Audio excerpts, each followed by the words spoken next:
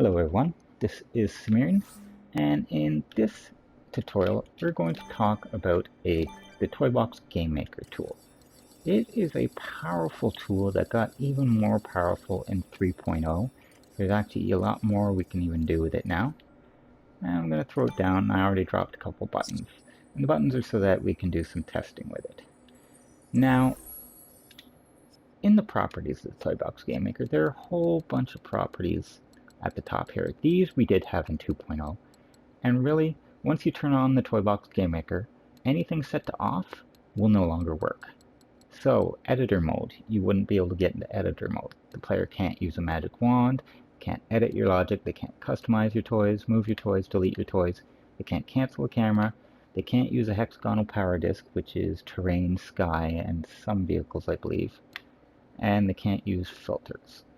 So when you turn by default, these are all set off. So when you turn that Toybox Game Maker on, you've locked the player out from being able to edit your Toybox in any way. This is option we also had in 2.0, and it really allows you to set it so that in your Toybox game, you can force what difficulty the enemies are going to play at, regardless of what the player's settings are, or by default you can just use whatever settings the player themselves have set.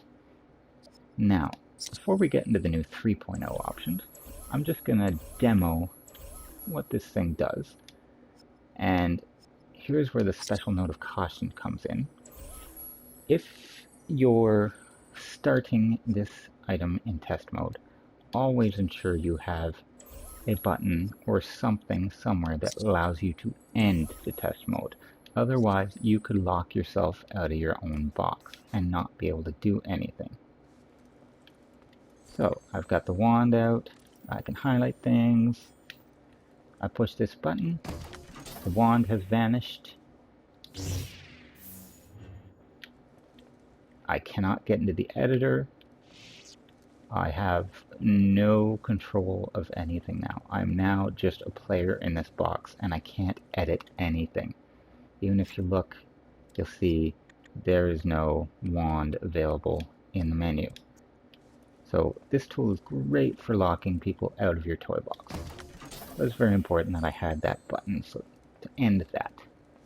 So Start Test Mode is a great way to lock down your toy box, but the Toybox Game Maker is also great for being able to let you save as a different mode of game. The normal save you probably do is called Toybox, and if you look at the top of this entire menu, you'll see Toybox is kind of flashing now and then. But if you scroll over, there's another column called Toybox Games, and you require a Toybox Game Maker placed somewhere in that toy box in order to save as a Toybox game.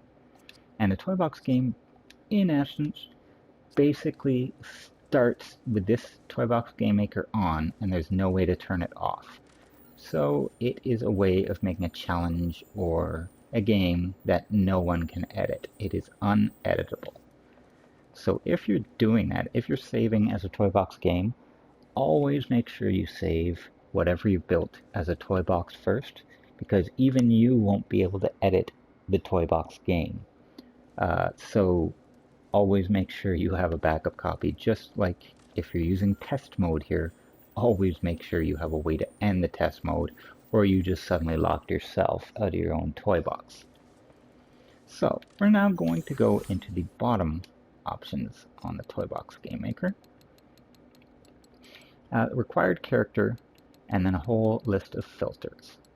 All set to default on, but allow flyers, web slingers, basically any stat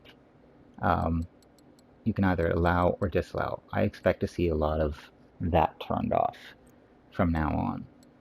Flyers were a bit of a nightmare when you're trying to build a toy box.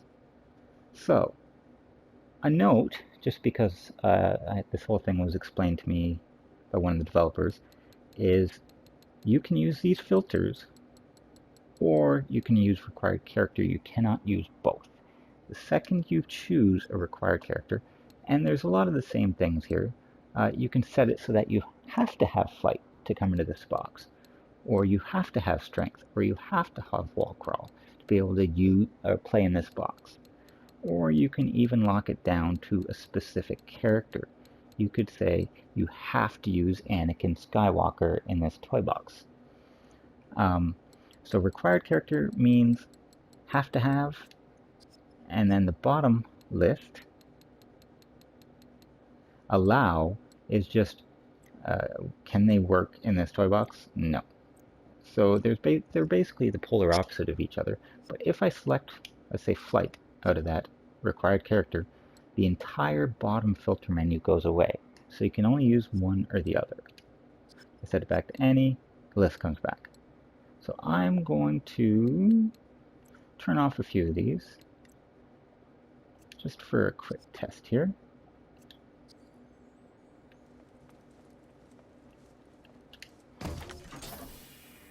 Ooh, I have super jump on Obi-Wan. I cannot use Obi-Wan. Wow, who doesn't have super jump?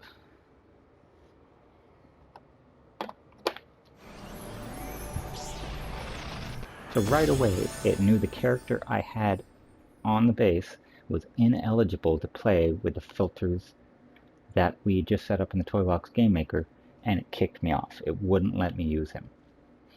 So I'm going to turn that Toy Box Game Maker off. So those options, we used to have some of them a little bit. When we were submitting, you had to go in and set up filters and things. But now you have complete access to them right here in the Toy Box Game Maker itself. And it allows you to customize it to exactly who you want to let in the game. So this is the Toy Box Game Maker. I hope this tutorial has been helpful. Remember, do not lock yourself out of your own game with the Toy Box Game Maker. Always be careful with them. And I hope you all have a wonderful day.